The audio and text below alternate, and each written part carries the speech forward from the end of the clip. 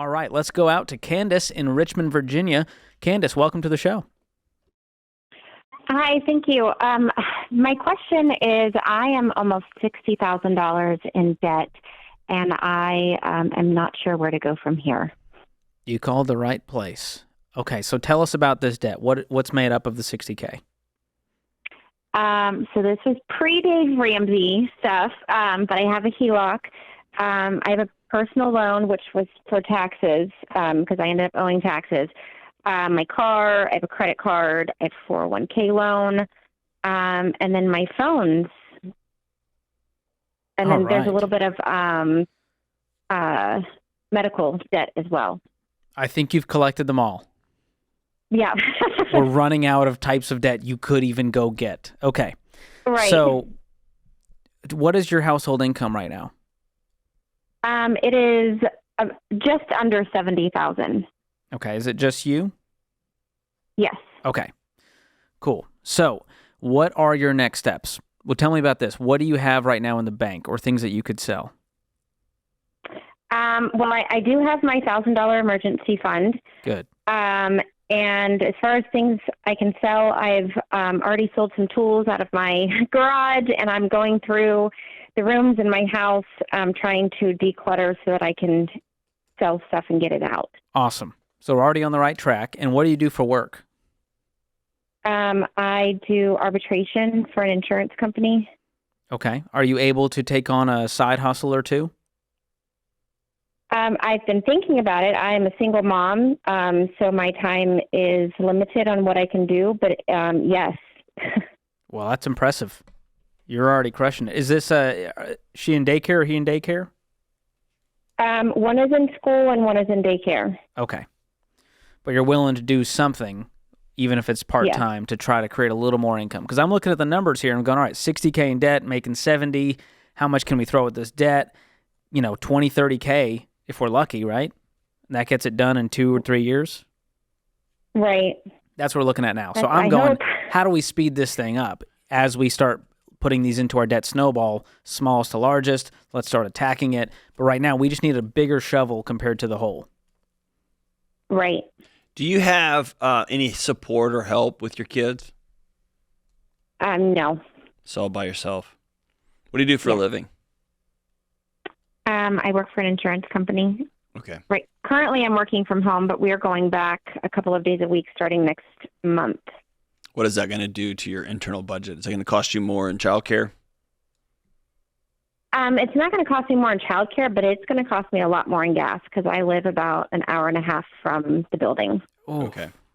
And that was my bigger question. Is this what you want to do long term? Is there opportunities for you to begin to at least throw some lines in the water and see if there's not another $80 or $90 or $100,000 job out there instead of the $70,000 job that may even be closer to you, that may allow you to stay, continue working from home if that works for you. But anytime I feel, I just really don't like the either or scenario. And I always at least want to try and see if there's a third or fourth or fifth option out there that I don't know about. The other thing I want to tell you, how old are your kids? 6 and 3. 6 and 3. Okay. Have you been through it personally over the last 5-6 years? Oh, yes. Yeah. I'm sorry. I hate that for you. Sometimes the temptation in those moments is to pour every remaining ounce we have into those kids as some sort of protective prophylactic, like a way to try to insulate them from the hurt that has been going on and it might still be continuing to some degree inside that house. Is that fair? Yes. I want to tell you the other side of that. When you don't owe anybody any money and mama is financially safe, there's a piece that courses through that house. It's the air that gets pumped into that home that is restorative in a way that you can only dream about right now on this side of owing $60,000. I tell you that to tell you if there's a way that you can secure $30,000 in a side hustle, $15,000 in a side hustle, and it's going to cost you a little bit more in this or a little bit more in that, and it's going to cost you the most expensive thing, which is your time with these little ones. If you can do that for a small amount of time, you do that for 6 months, you do that for a year, you do that for 18 months, the back end of having a home that is anxiety-free, a home that is peaceful, for those little babies' nervous system, for your nervous system, it's just such a gift. And so I know the temptation is to say, yeah, but I've got these moments are so precious, and God, they are. But man, whole peaceful moments on the back end they're just worth their weight in gold. Right.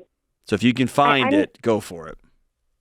I'm not opposed to another job. No, I know you're not. I don't like change. Yeah, I know. You've been through enough the last few years. And I've been with my job for 17 years, but I do want to get out. I don't want to do this. I don't like the direction they're going. I've never needed a resume. I don't even know how to do a resume.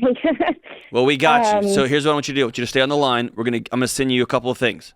I'm gonna send you. We're gonna send you a link to Ken Coleman's resume builder. He's gonna walk you through. There's a bunch of resume templates there, and I'm gonna send you his Get Clear assessment that says, okay, I've got this skill set. I've been doing this job for this long. What are some other things I might be interested in? What are some other things I might be instantly qualified for? What are some things that I'm really close and I just need to go get some more education, get some more schooling, and I'm right there. So I'm going to send you that, and we're going to send you his book, Proximity Principle, which is this simple way of getting connected with people in your local community who may be doing the job that you want to be doing, and how do I reach out and make that thing happen? Is that cool? Okay. Yes. So hang on the line here. We're going to get you taken care of. I love it. And Candace, Sure. What is the car worth versus what you owe? I owe about $6,400 on my car, and it's worth probably 17 or 18. Okay. My car payment's $174.96 a month. Okay. I might consider, if you sold that thing, you'd have 10 grand to go buy yourself a nice cash car that could get you from A to B just fine while you get out of this debt, and it might help you see the light at the end of this tunnel. If you can clear 10% of your debt next week, it will give you a little bit of hope. And I think that's what you need right now, is a little bit of proof that this stuff actually can work, that you can get out of this, and then start doing the math, going, all right, if I'm going to try to get rid of this debt in 2 years, that's, $25 or $30K a year, that's $2,500 a month. How do I make up that much margin through spending less and making more? And that will help you stay on target, so you're not just hoping and wishing. Instead, you go, I'm going to be debt-free 2 years from now, no matter what, come hell or high water. I'm going to be there. And on top of all that stuff we just gave you, I'm going to gift you 1 year of Financial Peace University and 1 year of Every Dollar Premium, so that you can start to map out that plan, map out your income, get encouraged by the videos. You can join a virtual class online. Do that. You need a gang. Crazy. You need a gang to walk with you. You're doing this alone right now, and you don't have to. There's millions of people who are on the same journey who can encourage you, who can get you connected to other places and give you some ideas. That's what this is all about. So hang on line. We're about to send you a whole bunch of stuff, and I hope it gives you a little bit of hope, pun intended. So thank you so much for the call, Candace. We are cheering you on.